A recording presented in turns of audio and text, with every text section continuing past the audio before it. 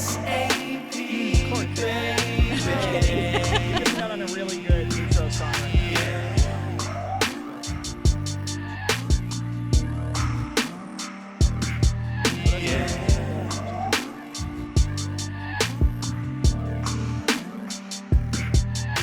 Ladies and gentlemen, boys and girls, welcome back to this ep. As always, it's Dave, Neal, Tasha, Courtney, and Liz Deranja. Welcome. How are you? Thank you for having me. Welcome to the roof. We are speaking with Alpha Phi's social chair. Am I correct? Yeah, you're right. I wanted to show Tasha this, but I wanted to show her on air first. This is social chair from a friendly sorority of my fraternity. This photo, have you seen this? This photo is... That looks very 2005. I went... this is about 2005, yeah. I would say that's actually, like, that's the right outfit. Right. I think we graduated in 07. I think that was the case, right? 07 graduated, so that ages us. I was looking for photos from themed parties, but you must have untagged yourself from them. Probably. Because there's a button on Facebook. Probably not appropriate to have on the internet. The one I was looking for was like I was wearing like all pink. It was like a 80s theme party, but you had frizzly hair. It's gone. It's out. Those days are over. It exists somewhere. It would just take a little bit of sleuthing to find it, I bet. Now you might You're be... unfortunately probably right. I looked a little bit and I was like, this photo's the best I'll find.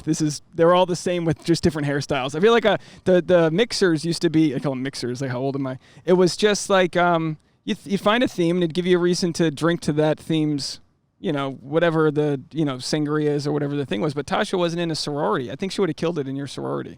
Yeah, I think so too. I think I didn't do the Greek life. I kind of feel like I missed out a little bit, but like, what are you gonna do? Would you have recruited her? Yes. But you guys were all blondes though. Would that have been a problem? No, we were not. You weren't all blondes? No. I'll get some highlights. Jill Vanini. She just needs to... The one brunette. Yeah, you named one Italian. Hey, Giovanni. She was Italian. We let her slide. We filled our quota. Yeah, it's funny because when you're not in Greek life, it's hard to explain because I feel like the stigma is so ridiculous, but it's just a house of people living together for the most part. I mean, right? Do you look back on it fondly or do you look back on it like, what were we thinking? No, I am very fond of the time that I was in a sorority. And honestly, I joined one because I got ripped off freshman year and I got placed in an upperclassman dorm with these suites. And so I didn't have any friends. And by this time second semester rolled around, I was like, I need some friends. I guess I'm going to go rush and go do a sorority. And so that's kind of what got me there. I never did fall rush. I just went spring and went Alpha Phi all in. You went spring freshman year? Yeah. I think I went spring freshman year. I got cut from baseball. We're both losers. Okay? Exactly. We have nothing better to do. And the whole thing they say with Greek life, like, oh, I don't need to buy my friends. Well, I did. I bought some friends.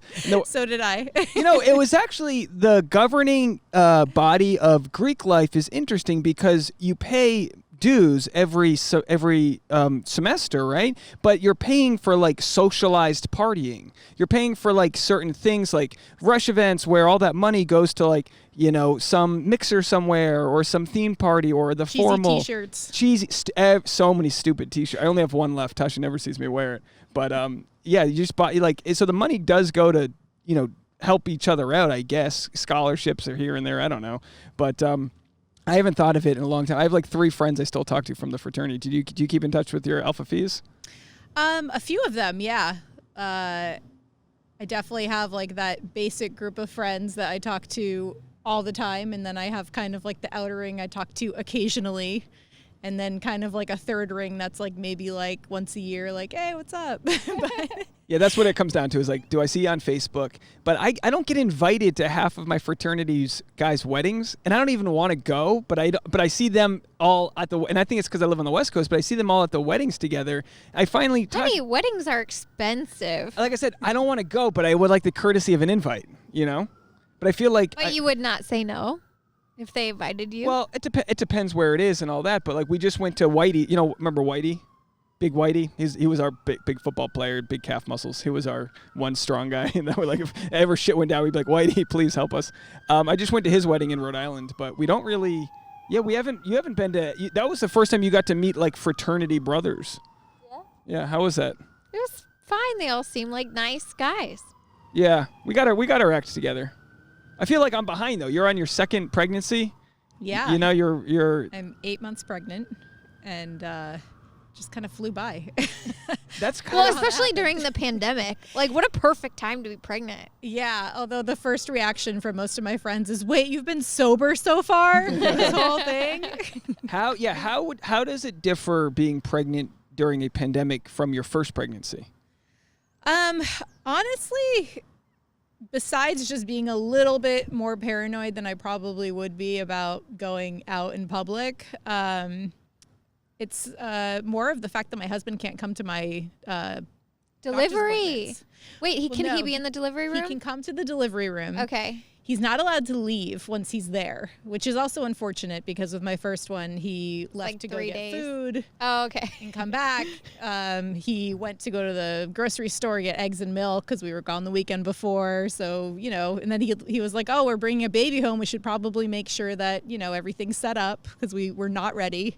And, you didn't have your go bag? You didn't have all that ready? Well, I had that, but, you know, we needed to, like, make sure the cradle was together properly. Yeah, there's stuff you don't think about until like all of a sudden there's a small human in the room. Like, I don't know, making sure no corners, like they can't bump their head on a corner, or like all the outlets have plugs in them. And I know that dressers aren't going to tip over. Like, I'm going to be the guy, like my go bag's going to have a GoPro in it with extra batteries. I'm going to be like ready to go with, lavalier microphones. I don't really know what happens in the delivery room. I'm going to be mic'd up. A close-up shot on my vagine giving birth. we were talking before air that Tasha, the reason she's not drinking is because of her Lyme disease, and everyone who listens to the podcast knows the story. But I got her an infrared blanket, which is have you seen these things? It's like a giant. No. It's like a giant burrito. It's like the same material if you went to the dentist and got that lead kind of plastic thing put on in front of you. Yep. So you get inside of that, plug it in, and you can set the time. You can set the time and the temperature, and it'll heat you up in the burrito. And it's an infrared therapy. Did I explain it right? You did pretty good. Infrared sauna, yeah. They have like little spas and stuff you can go to around here. There's one called Shape House that I know they have in New York and a few locations here in LA where like you can go and pay to like get strapped into a burrito and sweat it out and watch TV, and it's a lot of fun. Sounds really awesome. And I was going to that a lot and spending quite a bit of money doing that. So Dave just bought me for last Christmas a infrared burrito. But what was the point of your story? Well, I'll get to it, Tasha. The problem with it is that you get her in this burrito, she's sweating. You got to wear like a white pajamas. You got to wear like cotton or something. Yeah, you want to wear like an all cotton outfit. I don't know why. That's just what they say, and it like absorbs all of your toxins or something. Now, do you get so hot that it's like uncomfortable? You know, when it's just Well, so hold hot on. out. This is my point. I just got some pumpkin cider on me, Tasha. I just spilled, but there's your pumpkin. Thank you. Your alcohol-free pumpkin cider. Thank you. But the second she gets wrapped up in this Velcro burrito, she starts bossing me around to get her water and do this and do that. And so in my head, I'm going, what is this monster going to be like when she's pregnant? What is she going to be asking? Like, have you found? Is there like what's the husband's duties? You know, are you up at night? Do you need them? Or are you requiring like pickles and weird cravings? You know, I in particular didn't have any like weird cravings. I have heard stories from friends who have, so I was pretty good there. But I will say the hormones are a bitch. Can I say bitch on air? You can say whatever you want. And, yeah, I feel bad for my husband sometimes because there's like a hormonal rage that comes out for no reason. And then you just have pregnancy brain, which is a real thing, and hormones in that. Just yesterday, I had a flat out breakdown at my desk. I was working and I just got off a call and I went to go do whatever I said I was going to do on the call. And I all of a sudden couldn't remember what that was. And I just lost it. And you like find yourself walking around the house and being like, I don't know why I came into this room. I came in here for something. I feel like that's already a massive problem for me. So I don't know what sort of jellyfish I'm going to be as a pregnant person. Is it just me, or do women come up with terms to justify their moods? because there's such thing called Lyme rage, and it's like now Tasha's upset. Lyme so rage. Yeah, it's like probably something similar in the sense that it like you can have a shorter fuse, right? Or like irritability. I don't know what about the hormones causes people to feel like extreme sadness and extreme rage, but like obviously like these things we're complicated people, all people, not just women. And so I don't know if one thing is like out of balance in your body, I'm sure that it triggers like other parts of you. Yeah. I don't know. So how does pregnancy brain relate to baby brain? Because I've heard of baby brain where you're like, when you have a kid, like my sister, I don't know if you know Chase, she was in SDT.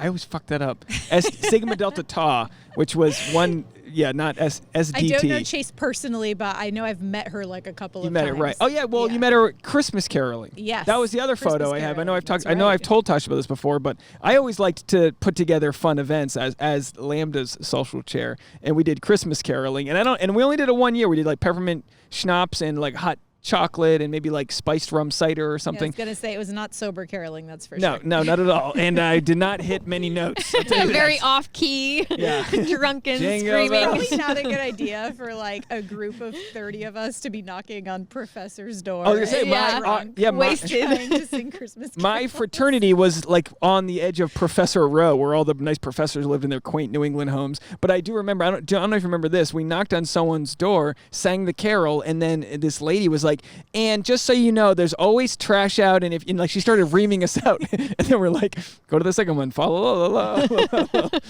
was like, Jesus Christ, this lady's miserable. But I can understand if you live on the street. Yeah, she's like, you showed up at my door. Now I'm gonna tell you to pick up after yourself. Because you we're slob.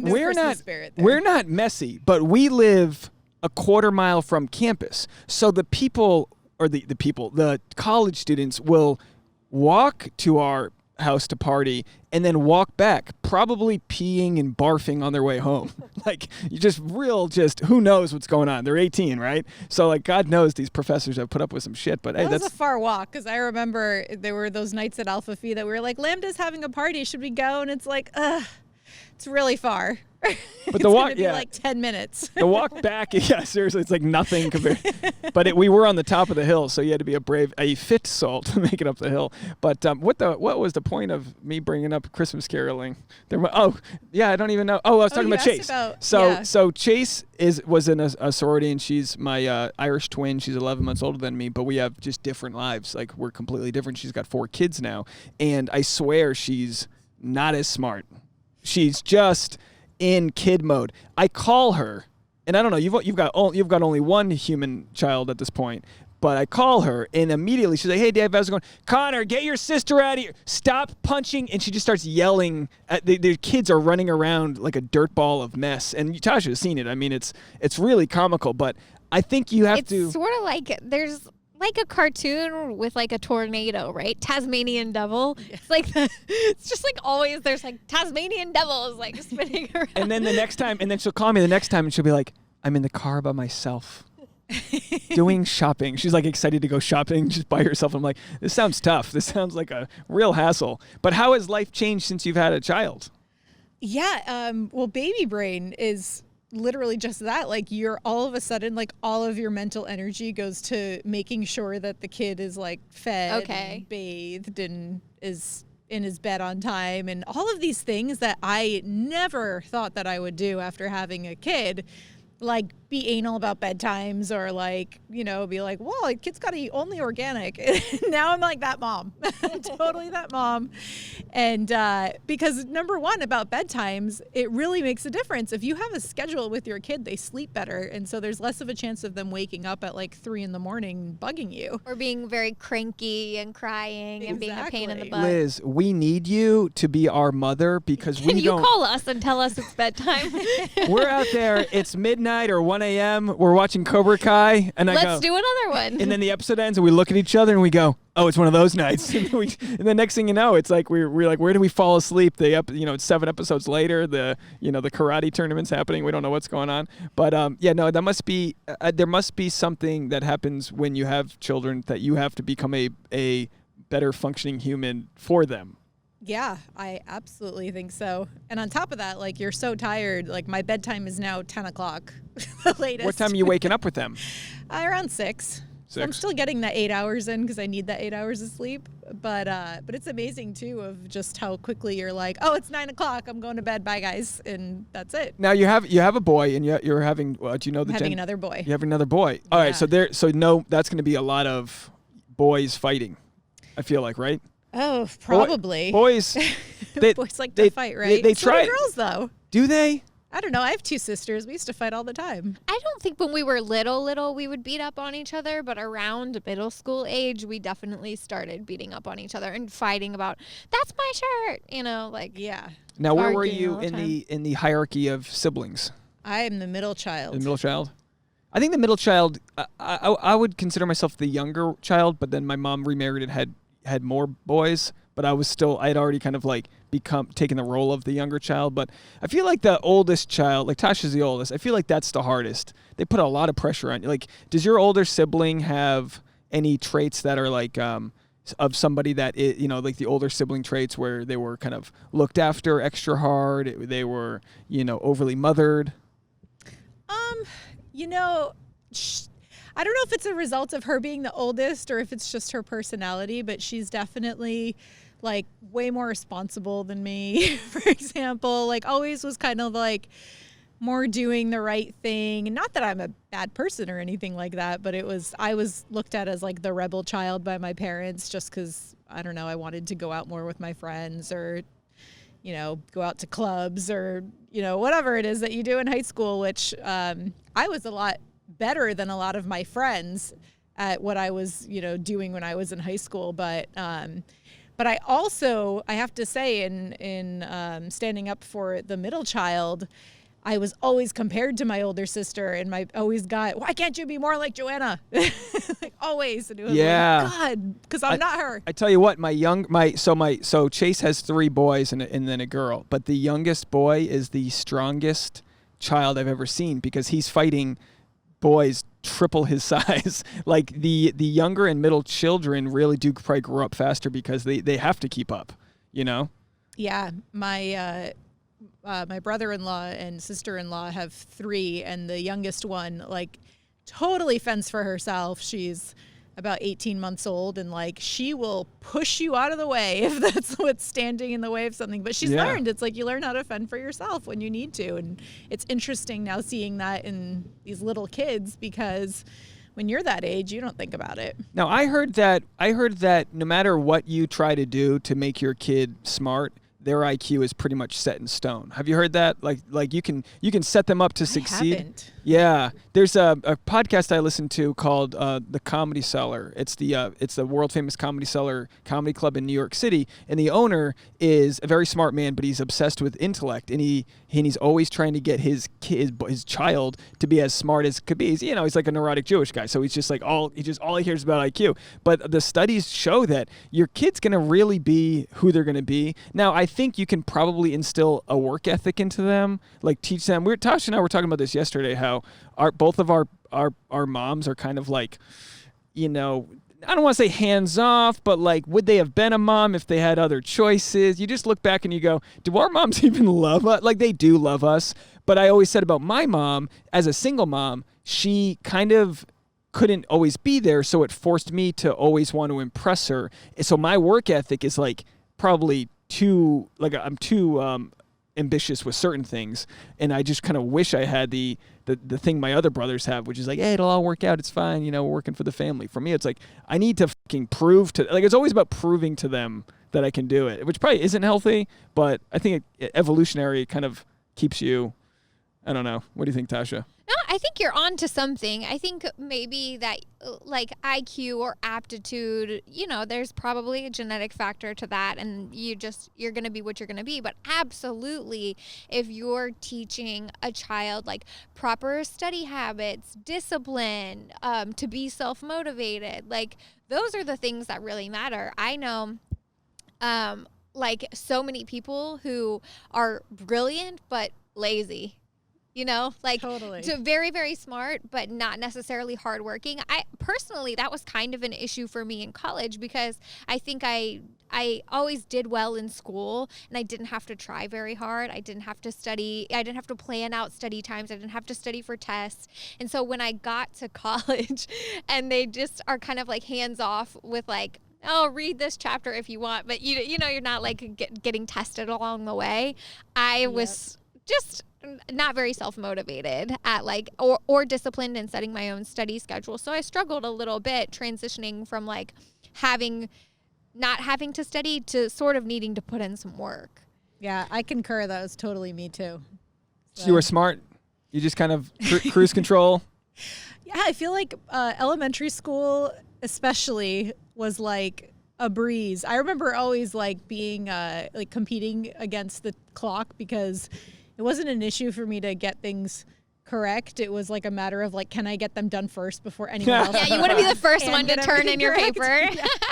But then as the years went on, it became much harder because just like you said, I didn't have that self-discipline because I feel like it kind of came too easy in the beginning. And then when it actually got difficult and challenging, I couldn't hang at all. But isn't it interesting how you're taught to do well in school, and it's a very specific structured thing they want you to do well in, where like now, right, I went to school for business marketing, right? We went to business school together. We were in what's this? I was a journalism major. Oh, you're journalism. There you go. That's actually probably better than business because you actually can learn how to. Well, what's interesting though is that I now do business marketing. So. Oh, there you go. Well, anyway, the whole business program was kind of like people who didn't know what the hell they wanted to do with their lives. So like we're just sitting in these executive chairs, just kind of. It was the easiest degree ever. I mean, I really coasted to like a 3.5, like. Barely, whatever. But the point is that now I'm doing like more writing and production and different things that I enjoy, and the energy I can expend doing things I love is so much better than say like what I was learning in stats class or whatever. So it's really just about finding something you can excel at and that you enjoy doing, and like that's your thing. But yet somehow we have a hard time, at least in our country, I think, kind of valuing our creative side, or we're so stuck on a 9 to 5. Now you married, you guys were living in Europe for a little bit. So have you noticed the change of lifestyle different there than here? Yeah, I mean, the biggest thing is that people are happier having a lot less, and there's way more of like the husband works and the wife stays home, like kind of traditional thing going on. And instead of relying on two incomes, they, will build an apartment upstairs at their parents' house, and they will like just not buy things because they would rather have a more fulfilled family life and spend time with their family instead of going to work. And that's not to say everybody, because I also do have friends who went back to work after having their children, but it's also a much different scenario over there because not only can you take leave if you're pregnant, you get a year off after you have the child. And my understanding is that the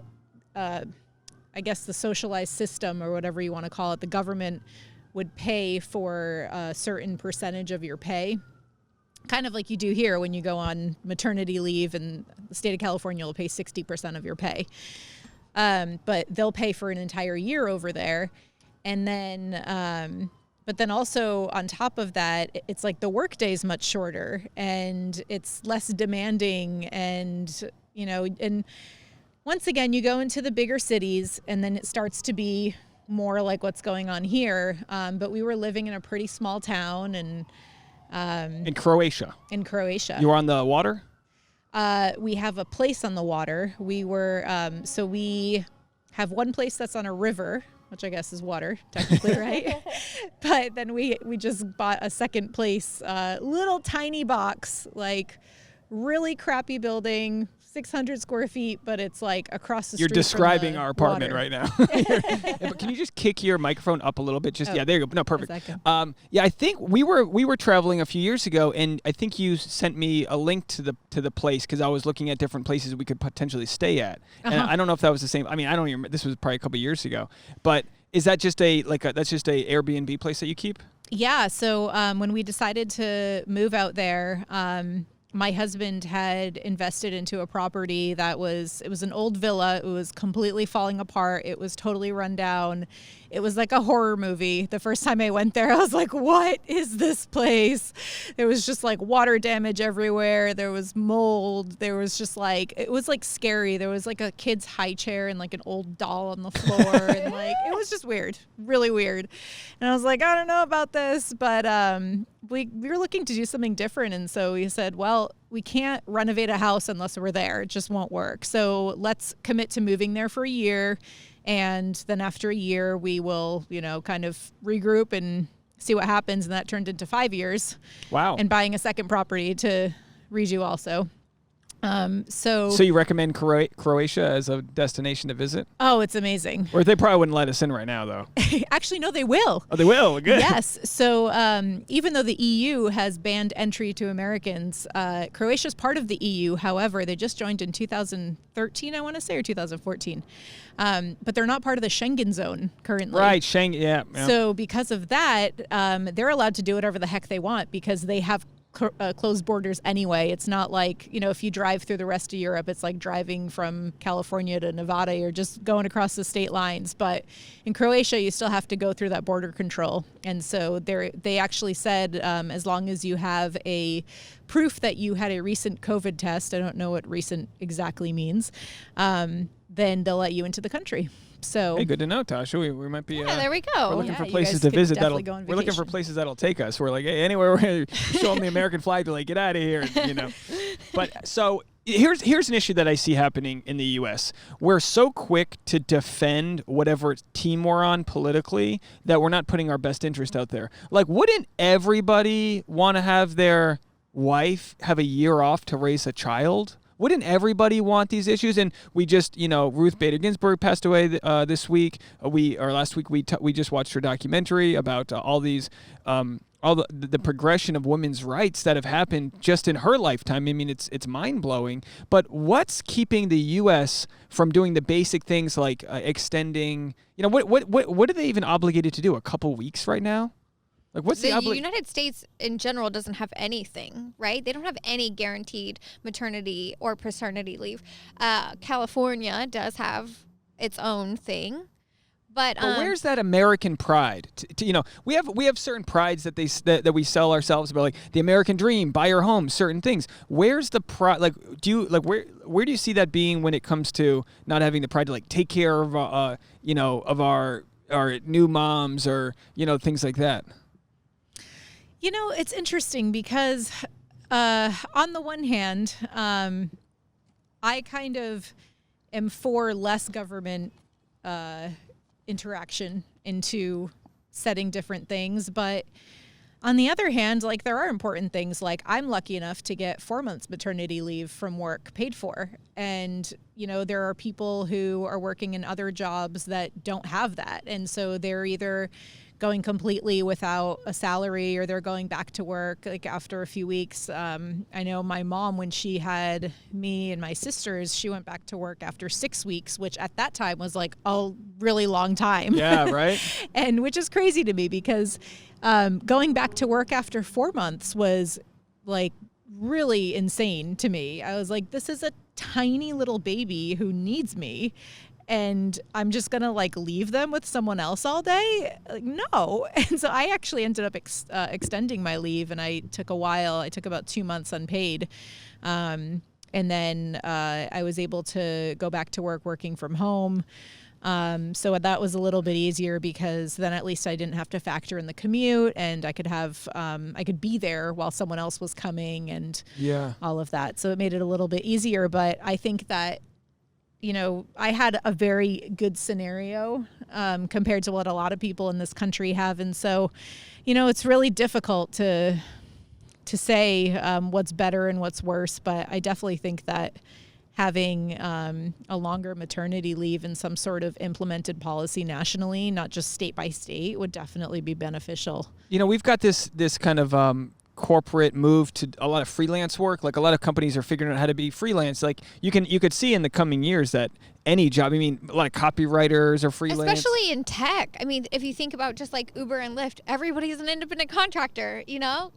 I'm a model. I'm an independent contractor. I don't have any employee benefits. And not to mention, even if you got 4 months paid leave, then what? They're probably just going to, they would have, there's no job security. So there's a lot of economic issues when it comes to planning to have a family that you have to look at. And, of course, if the economy takes a dip, then childbirth takes a dip. It's so intertwined. Like, for the most part, yeah, sure, there's unexpected pregnancies, but for the most part, like, most people want to plan when things are right to take care of themselves. And I'm the same way when it comes to like not wanting, your taxes to be crazy high or too much government control. But it just seems like there could be auditing and readjusting that takes care of like new or expecting moms versus like extra bombs. You know what I mean? Like it sounds, maybe I'm very naive in making it very, very basic, but it seems like so much money can be spent on certain things. And then we're fighting over like such arbitrary human rights things that we'd like to have happen,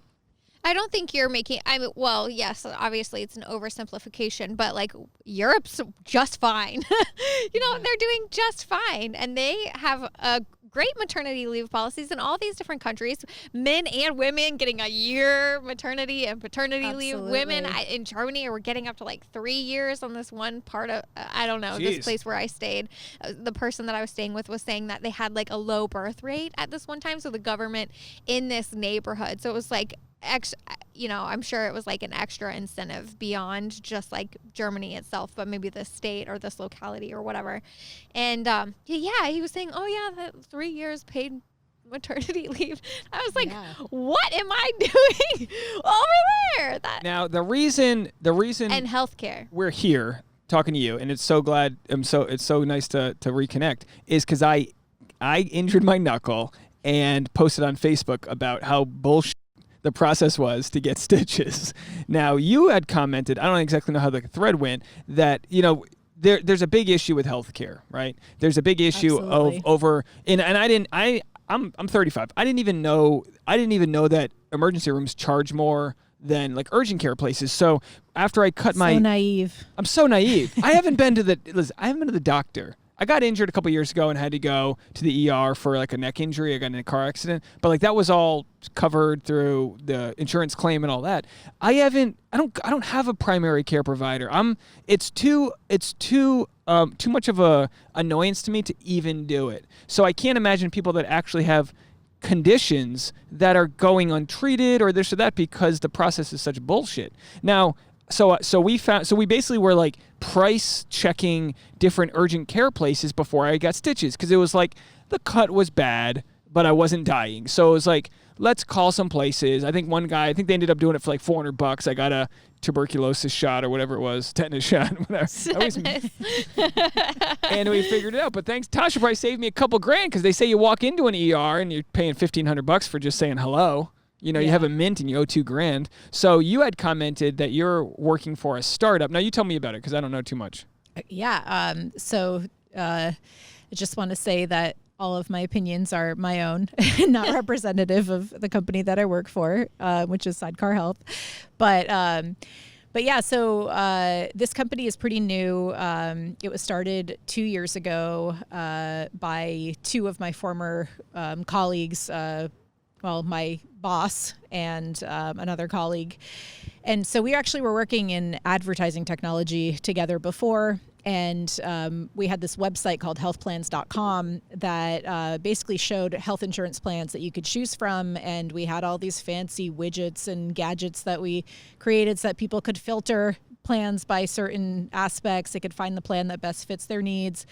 And then at the end of the day, the realization was, no, it's not about the tools and the widgets and the fancy gadgets. It's that health plans just suck. So we need a different solution. And, the ACA, Affordable Care Act, also known as Obamacare, was, I think, a great step forward in trying to actually address this problem, because for so many decades, people tried to put different solutions forward to address the issue. And I think that the ACA was a good thing. However, the prices are so expensive that if you don't qualify for a subsidy, so essentially if you're making more than, I think it's 46 or 48,000, depends state by state, but I want to say generally speaking, it's between 45 and 50 grand. If you're making that or higher, you're not qualifying for any health insurance subsidies. And then depending on which state you live in, you could be looking at a premium of an average of $500 a month, much more if you're older, less if you're younger. And then, of course, there are different nuances or all these tier levels, but you could be paying $500 a month and have like a $3,000 deductible and have 20 or 30% coinsurance, which means that, you know, whatever the final bill is, which is like pulling teeth trying to get a bill from the doctor's office because of these pre-negotiated insurance rates. And so you don't actually know what your portion of the bill is until you get it in the mail a couple months later. And you're like, wait a minute, like now I owe $4,000 because that was 30% of the bill. Like, it feels like the mafia. Yeah. Every time I go to the gynecologist, they want me to pee in a cup. I've started declining peeing in the cup because it costs me $75 every time. I get a bill exactly 3 months later. It's like, oh, $75 for my pee. Yeah. By the way, Liz, we have waters and a blanket if you need a blanket because it goes from really hot to really cold. So just I should probably put my sweater on. No, I'm just letting you know, just so it's here if you need it. And also, we haven't even opened up your dip. So Tasha, open up her dip while we do this here. I know for those just listening and not probably watching. Hard to eat. I didn't think this through. No, I mean, appreciate it. We're just, we're not trying to get crucified over here. We're socially distanced. So the dip is 3 feet in the center of Tasha and Liz here. But so it's so complicated. It feels, like I said, like something the mafia would pull off where it's like, what's the price? Forget about it. I'll tell you the price later. It's like, I want to know what it's going to cost me to get 5 stitches in my finger. I want to know what it's going to cost me to get, my skin checked out if I think I've got a throbbing mole. Like simple things people have that we don't know. I know somebody, her name's Katie Lasky. She goes all over the country giving speeches because she's $1 million in debt. She's had a couple. She's our age. She's had a couple conditions that she can't get a loan. She can't get a cell phone. Her credit's fried. $1 million in debt. And she goes around talking to different colleges about healthcare, and there's got to be a better solution. So it sounds like your company's trying to tackle different ways to deal with an a la carte healthcare system that, I would never take Tasha to a restaurant where the prices weren't on the menu because that means I'm about to get fucked. That's going to be a big bill. No, it's actually funny you make that analogy because that's like when we do our kind of like intro deck to, we work with brokers to sell our plans to their, Rolodex, whatever you want to call them, their clients. And like the first slide of the deck is like this really unhappy looking family sitting at dinner. And it's like, imagine going to a restaurant and you get a menu. It's really pared down because, you can only have certain foods like as in comparison to a network. And then there's no price on the menu, so you have no idea what anything costs. And then you get a bill like way later that is, ridiculously expensive and no one's telling you anything. And so it's like this whole experience that is ridiculous. And you're starving. Not just ridiculous. It's like, it's causing damage to people, right? Because if you have someone that's really, really sick, how are they going to navigate? Do they think they have the time and the mental energy to be sitting on the phone for 6 hours a day on hold with customer service that can't tell them anything? It's like it's causing real harm to people. Absolutely. And even, when it comes to networks, for example, if for people who are living in rural areas that, maybe the closest doctor is an hour away, but, they're not in the network, though, so you can't go there or you have to pay for the whole thing out of pocket. Your heart attack is unfortunate, but your closest in-network provider is 6.5 hours away. So here's an example where Facebook worked, okay? Because Facebook it's just a real atrocity. It's a real atrocity. I complain about the fact that the prices are too high. Why does one doctor do my stitches for $250 while the other doctor does it for $1,800? And I start going on this rant. Then someone, I don't know who it was, goes on a rant. Well, I work at a hospital and we have to bill you at this level because then if people don't have insurance come in, they don't pay and blah, blah, blah. And then you chimed in being like, well, this is my startup and this is what we're working on. And then the cynical lady was like, oh, that sounds actually kind of nice. So explain to us the solution. Yeah, so I will say it's not perfect, but I think that it's a solution for a lot of people that is a great alternative to what a traditional plan would be. But it basically is all about cash prices. So like yourself, you didn't realize how different cash prices are to different places. And it's astonishing to me how many people I actually talk to who don't even realize that they can go to the doctor and just pay them cash. They don't have to go through insurance. Absolutely. I've been doing this for a long time because my insurance is not widely accepted. And so like when I go to the gynecologist, I just pay $250 a visit. It's like, it's just cheaper. I mean, I don't know what they try and bill the insurance company, but I'm sure it's a lot more than that. They act like they're doing me a huge favor letting me pay cash. But like, it is something you can do. If you're avoiding an emergency, just pay cash. Oh, my insurance doesn't want to cover this pill. Okay, what's the cash price? Yeah. You know? And the cash price is typically like 40% cheaper than the pre-negotiated rates with insurance companies. Right. So you might have a copay of $30 for a prescription of some sort, but if you ask the cash price, it might be $25. But Yeah. if the You're cash absolutely price right. is cheaper, if the cash price, like this is the bottom price, say it's 40, let's say something with insurance is $100, so the cash price is 40. Why wouldn't universal health care mean everybody pays a lower price?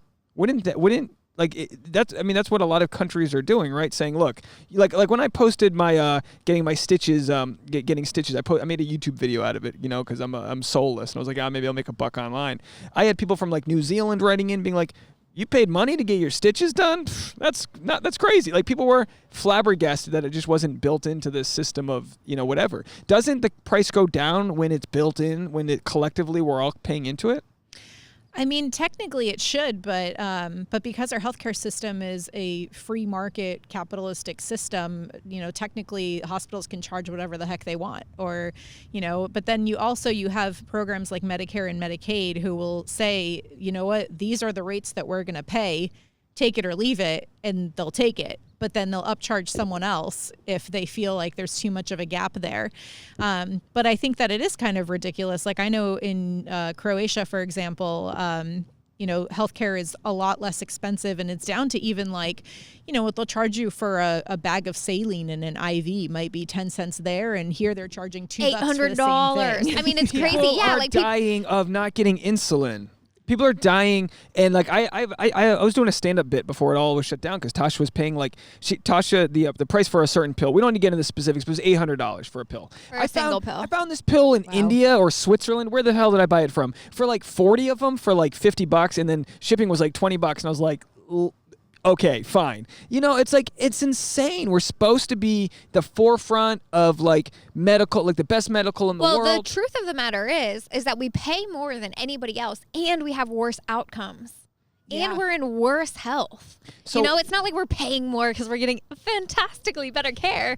No, we're paying more and we're getting shafted. So the per capita price is one of the highest in the world, right? What we pay, like, don't we pay something like $11,000 more per person? Which must be insane because I don't even go to and the we doctor. absorb that like we're bearing that burden as individuals too. I think that's what a lot of people don't understand is like we're paying, just like you said, ridiculous amount just for your monthly premium, plus you have your what's it called, deductible, and your copay. Like people hear like, oh my God, higher taxes. But actually, let's say the average person is saying, let's just call it 11 grand because that's what you said, per year on their health care, where the tax increase that they would face is actually maybe only like 6 grand.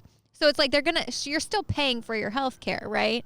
6 grand more in taxes, but you're actually saving 5 grand because you were paying 11 grand by yourself for your inflated premium. It also forces people to work in jobs they might not work in because certain jobs provide health care. Yeah, I think that's a huge thing. I think that there are probably a lot of people who are stuck in jobs they absolutely hate because they don't want to risk losing that health insurance benefit.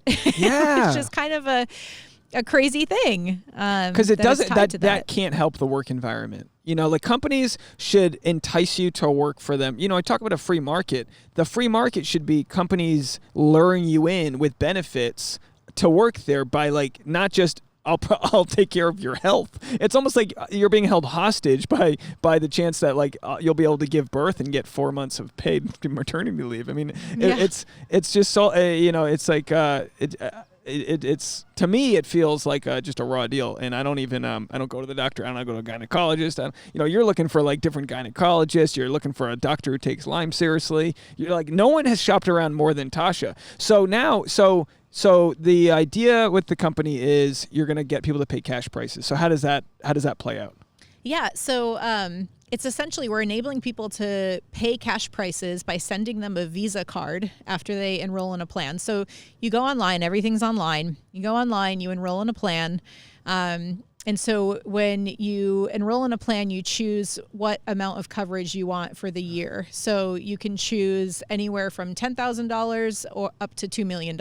And some people will say, but what if I need more than $2 million? And it's like the chance of you needing more than $2 million is so low that well, not necessarily if the hospital is charging you $25 per Band-Aid. But this is that's a good point. But this is cash price though. This is $2 million yes, cash this is price. Cash price. And so our actuaries have done all these statistical things where they found that you're actually more likely to get struck by lightning than spend $2 million a year in health insurance costs. Or healthcare costs. Yeah, you're high maintenance at that point. But, you deserve this. yeah, or you have really, really shitty luck. One or the other. Do you have like a metal helmet you just wear around? You're getting hit by lightning.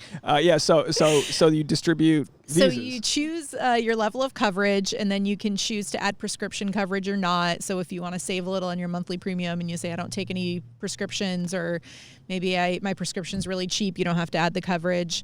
And then after that, we send you the Visa card. And then when you go to the doctor, you can choose whichever doctor you want. So we have an app, and we're building up our database of doctors in the app little by little. So basically, every time anyone uses their Sidecar Health Visa card at the doctor, we automatically capture that amount that was charged for that particular type of visit. And we put that in our database so other people around can see so-and-so paid so they this would at this know, doctor. a wellness visit at this doctor costs $65 or whatever. Exactly. And so when you go to the doctor, then you just say, what's your cash price? I'm going to pay for the visit right now. And you just pay using your Visa card. And in the app or on our website, you can always look up what your benefit amount will be. So we have fixed prices for 170,000 different procedures, services, and prescription drugs. And so you can look up what a wellness visit would be covered, how much would be covered in your zip code, because it also can be slightly different based on where you live. And say for example, it's $150 that they'll pay. Your plan will pay $150 toward your wellness visit. Now, if you go to see Dr. Smith, who's going to charge $175, then you're paying $25 out of pocket. Your insurance is paying $150, and that's it. Now, say you're going to, I don't know, Dr. Jackson down the other way, and he actually charges $100 for a wellness visit. Well, we're going to actually give you $50. So, hey, wow. Yeah.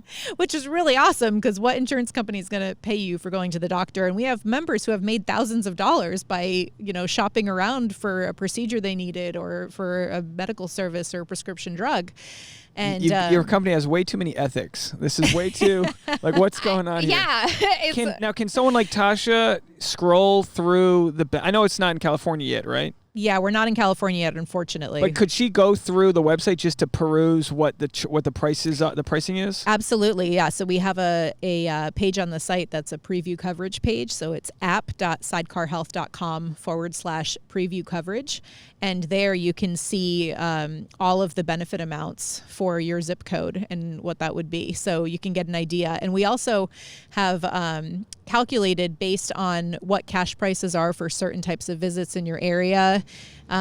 We have come up with a should cost price. And so even if you don't have our insurance plan, you can download the app for free and you can use it to see if what you're paying is actually fair in your area, because maybe you're going somewhere but you're overpaying, and and like Tasha said, you don't want to call 6 different doctors and try to figure out what the best price is. And yeah. It's just like going to the mechanic. You want to know what the price is going to be. You want to know they're going to take care of you, and you just want to know you're not getting fucked. Exactly. So if the price I just had to get a tooth pulled. If the fair price to get a tooth pulled is $275, I'm gladly paying $275. But you don't know Well, these things because they don't tell you. It's murky because it's just been such like a corrupt and sort of convoluted industry for a long time. Like everything's, operating in the shadows. You can't get an itemized receipt. Like, you know, people are, I think, jaded, and rightfully so. But it's kind of like, Postmates. I never worked for Postmates, but I went to the hiring of people who worked there, and I was like, this is too stressful. I'm not waiting in line at a Chipotle for anybody. I don't need to know I missed the dip they want or whatever. But Postmates would give a Visa card to the drivers, and then you just go in. It's all right. You just start charging. So it's kind of like the technology is there, and it's all about purchasing power. So like if you do have cash, you can do if you have $100,000 and you need to get a renovation done on your place, a contractor wants that cash. They want cash. It's like it's just there. It's gold, right? So it makes sense that this is kind of like a workaround to a system that's just shitty.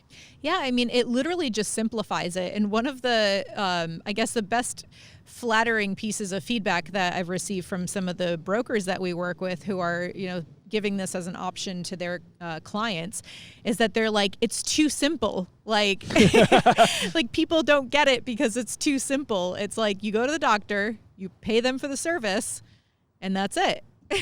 So what about like emergency coverage?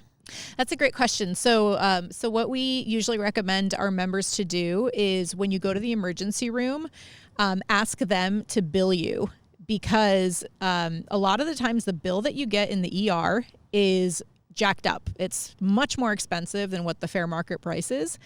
And you can always negotiate it down. But if you're paying right then and there, there's no negotiation after the fact if you've already paid. Yeah, totally. That's right. So what we advise is go in, tell them you have insurance, ask them to bill you, and then we actually have a negotiator on staff who will call on your behalf and help you get the price to something that's considered fair market value.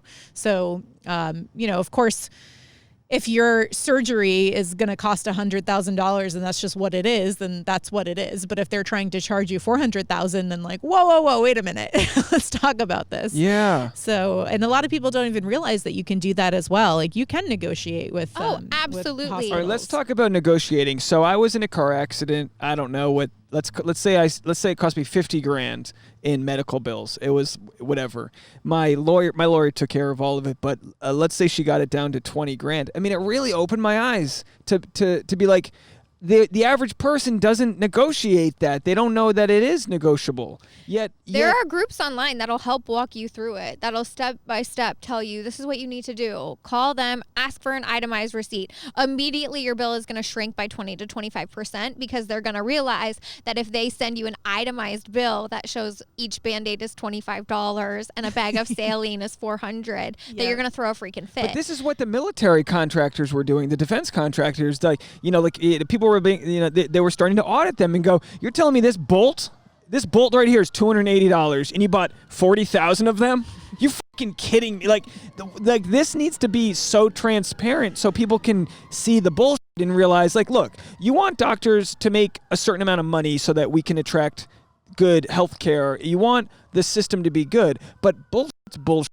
And when the middleman, like insurance or certain people, are making all this money, if it's not something that's needed in today's world of automation and all this stuff, like it's almost like the medical world is decades behind technology.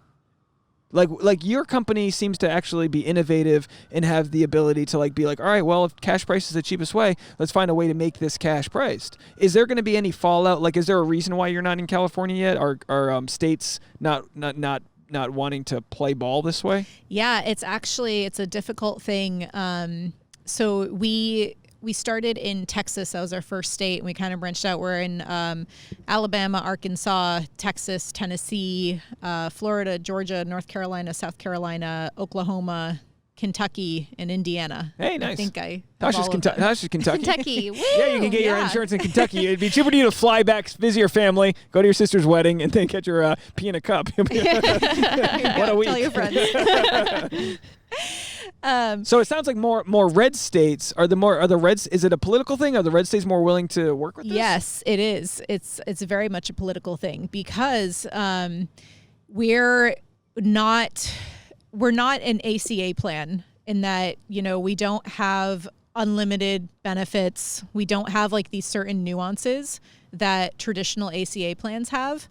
We don't have minimal essential coverage. Like you can't get a free wellness visit once a year like these typical ACA plans do. It's just going to be, you know, if you want to go to the doctor, then we're going to pay this amount and that's it. You go to the doctor, and if you see a doctor who charges less, then we're going to credit you the amount, and if you or credit you the difference, and if you see a doctor that charges more, then you're going to be responsible for that difference. But at least you know what that difference is before you even go see the doctor, because you've already known, you found out from them what the cash price is, and we tell you exactly what the plan pays. So do the math, and there you go. And there's no such thing as a free lunch. Like that's the basic economic principle. So like people that are getting their free yearly visit, there's nothing free. You're paying for it in one way or another. You're paying in higher premiums. Your company just seems to be very a la carte with like you pay for what you need and don't worry about what you don't need. Exactly. And so we're really making a product that's a lot more flexible, so you can pick and choose what you do need and the amount of coverage that you need, or the amount of coverage that you can actually afford, because with other plans, it's very black and white. Either you can afford it or you can't, and there's no in between. There's no, you know, well, maybe I can cut out this coverage or blah, blah, blah. Like, no, it's like either you're paying this or you're not. and that's difficult. And so while I can certainly understand in a lot of blue states like California, you know, their concerns about a product like ours, where it's mostly about education. So we're trying to get approved in California, and hopefully we will at some point soon. But, you know, the pandemic just kind of pushed everything back administratively, unfortunately. But the biggest concern is that they want to protect the consumer, and so that they fully understand what they're buying into. And we fully support that too. I mean, I spent countless numbers of hours building educational videos that are on the website and FAQs, and we have an amazing member care team who, you know, will answer any questions. Like, we're very black and white with any questions that someone might have.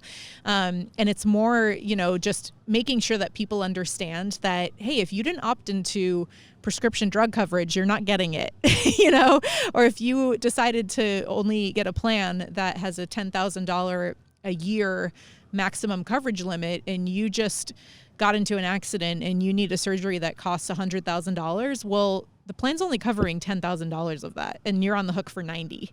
And so they're trying to protect people from getting into those situations, which I can sympathize with, but at the same time, you know, leave it up to people to figure out what they need, because I think that having some sort of coverage is better than having no coverage at all. And Absolutely. That's really who our product is for. It's for people who, you know, are going to completely forego insurance and not have any sort of coverage because they can't afford an ACA plan. And so, you know, what about them? So we're kind of forgetting this group of people while trying to keep everyone's well-being in mind. Now, it's funny that you mention how, like, California and some states, they want to make sure that people know what they're getting themselves into. The reason I found out the day I needed to get stitches when I put a piece of glass through my hand, the reason I found out I didn't have insurance, I had to look it up. They send me so much in the mail, I don't read any of it. There's so much, like, I don't know if it's red tape, but so much archaic mail I get all the time that I didn't even know my thing had lapsed. You know what I mean? And it's just like the tax code here. There's countries where the tax code's like on a one. You feel like you're taxed on like a one piece of paper. It's like they've made it so complicated that there's industries of tax consultants and there's industries of medical consultants and negotiators and things like that. That like why can't it just be a standardized thing that's going on? And and I've talked to a bunch of Facebook friends that are on different sides politically, which I could care less politically. I don't care. You know, I don't care if you're Hitler. If you've got a healthcare plan that works, I'll listen. Maybe that was a stretch, but you know, like it doesn't matter to me, you know, whose side you're on.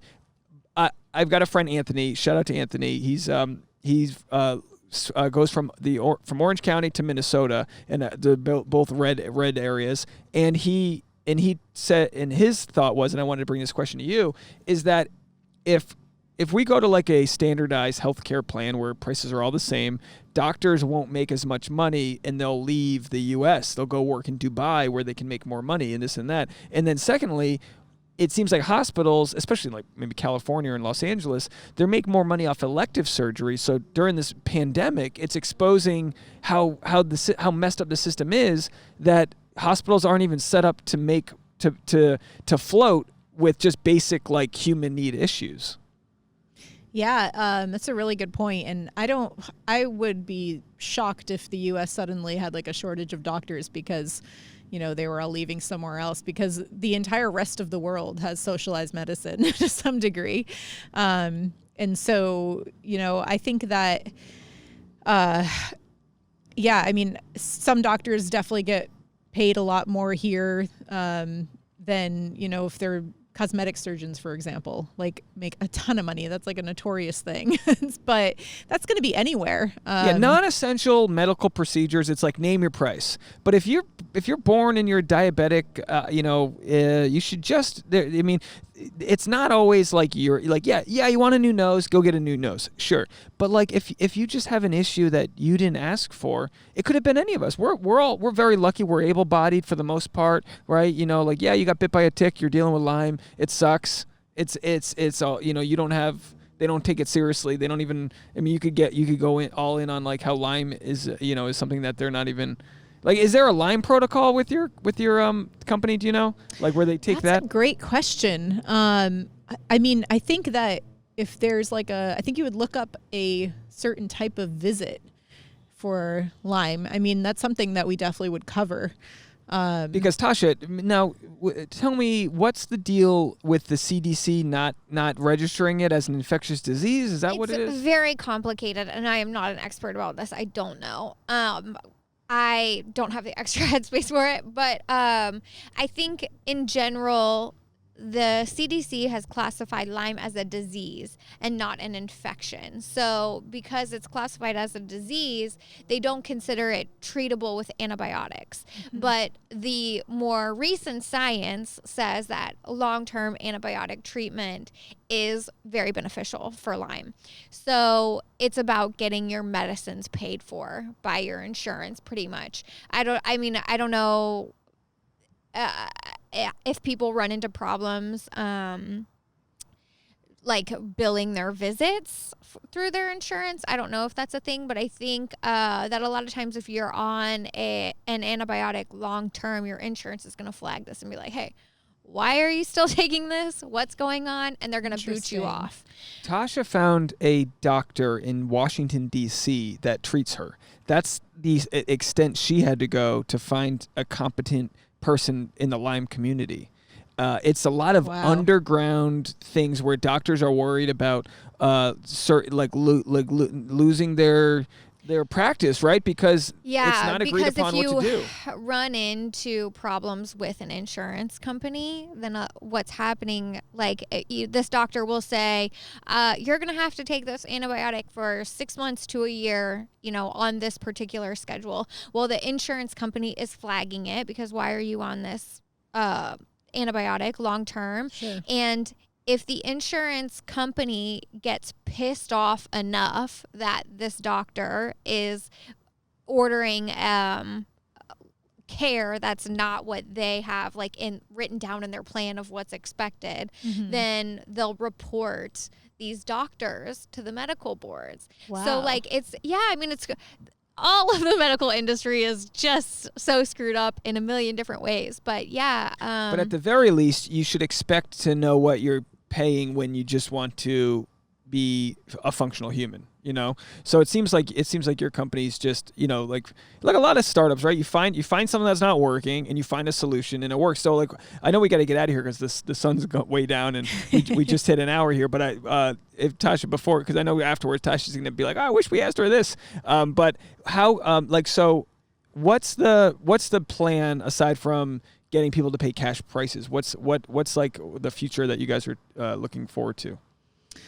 We're trying to just expand. We're only, as I mentioned, we're only live in 11 states. We're trying to actively get approved in different states so that we can make this available to more people, because I think that so many people can benefit from having this type of coverage. And it's really crazy too. If you even look up, in the prescription drug section of the app, you can look up Lipitor, whatever your drug is, and it'll show you on a map like where you can get this drug within a certain mile radius, like and in how your much it area, costs. and how much it costs. Sort of Wow. like GoodRx, Yes. which I have used for things that are not covered by insurance. And actually, I had to get a tetanus shot recently, separate from Dave's tetanus shot, and I shopped around just like that for a tetanus shot. Yeah, we actually have a partnership with WellRx, which is essentially a very similar product to GoodRx. And so so you can pull up their coupons right from our app when you go to the pharmacy and show them, and then you're just paying that price using your Sidecar Health card. But I was so astonished because I didn't realize before that you can pay $100 at CVS for the same drug that you can pay $15 for at Rite Aid or a mom and pop pharmacy or whatever it is. And the prices are so dramatically different. And that also is, someone who's not a savvy shopper, who doesn't have the ability because they're constrained to an insurance network, which our insurance also doesn't have any networks because you can go to any doctor who will just take self-pay patients. Even if they don't take credit cards, you can still use our insurance there and we'll So any reimburse doctor, there's literally any doctor that's going to take money. Why wouldn't they? Could work in the states that you're now. So like Tasha couldn't join and then go to a state could Tasha, if she's in Texas, be a member of Sidecar and get seen there? So it depends on the state where you're a permanent resident. Okay, you have to be a permanent resident anywhere in the U.S., and you can even use it overseas. So you have to be living in an approved state, but then you can use your coverage anywhere in the country. So your sister in Kentucky could do this, but And she travels, so she could use it in the states that she travels to if she was ever in a and situation. how great that's Absolutely. actually probably the best selling tool for people that aren't necessarily at their permanent dwelling, is to know that you're on a business trip in Seattle and you just need to go get something done, or you have an emergency. I had to pay $70 to get 2-day FedExed meds while we were on our trip in Kentucky because I had forgot that my meds were running out until the day before. And so I was I was thinking I would get them in Kentucky, but my insurance won't work in Kentucky.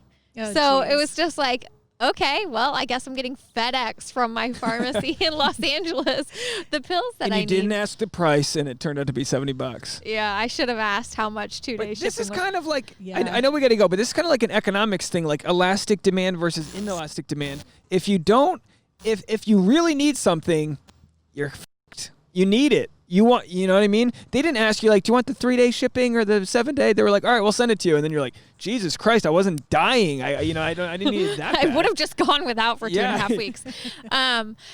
My question is how prevalent is it overseas? Do you have a lot of partners overseas? Overseas, no. Oh, okay. Yeah. So we only sell to people who live in our approved states. And we do have some members that, are travel, like they're military or something, or they travel for work, they go overseas. And so they can use it overseas. So they have, sorry, my question was, how is the coverage overseas? So it's exactly how it works here. So you would just have to get a quote wherever you are of how much it will cost. It would be sort of like going to one of your out-of-network doctors, getting the cash pay price. So we're always going to pay, it's based on your zip code, so we're always going to pay the same amount no matter where you are in the world. Mm-hmm. So you're going to pay $150 for that wellness visit or we're going to pay $150 towards your wellness visit. But if you're in Spain, it might only be a $6 visit. So you're actually going to pocket $100. Exactly. $44. What was dinner. Hey, we're hanging out. We're at the salsa club. That's really interesting because I chat in the expat community, people who are like travel bloggers, whatever, who have retired abroad. And the number one question that people ask in that community is like, what sort of coverage do you get? How do you budget for this expense of getting coverage overseas? Yeah.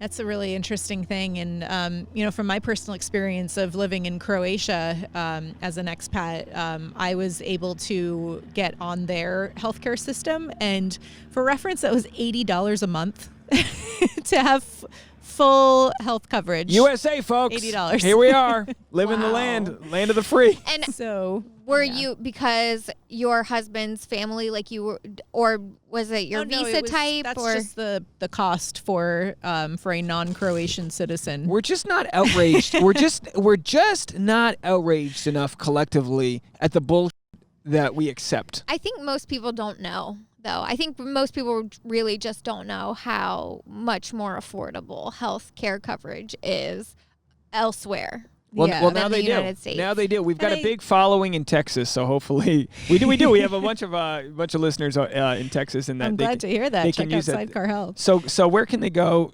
Where can anyone go, even if you're not in one of the states, to check out the different pricing plans and all that? Just Yeah, you can go to our website at sidecarhealth.com. So SIDECAR health.com. great. Is there anything else we missed? I know we need to get out of here. We don't need Liz freezing to death before she's going to give birth. I run really hot.